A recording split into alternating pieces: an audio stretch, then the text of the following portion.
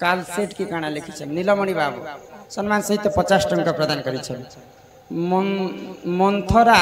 स्वामी किए एवं तार स्वामी पाखरे कहीं नथिला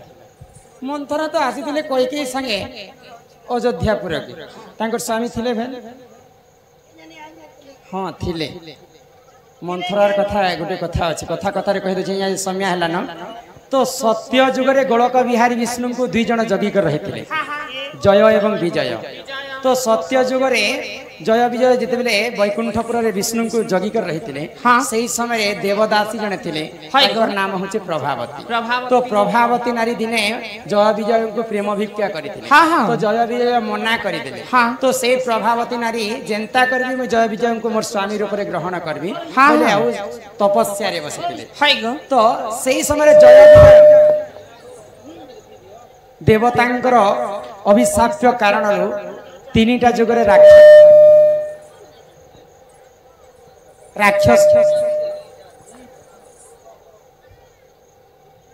राक्षस कुल जन्म जय विजय सत्य जुगरे हिरण्य एवं हिरण्य कच्छप एवं हिरण्याश रूप में जन्म त्रेतया जुगरे रावण एवं कुंभकर्ण रूप में जन्म है तो सही प्रभावती नारी जय विजय को तांकर हृदय देइथिले बोली करी त्रेतया जुग पर्यंत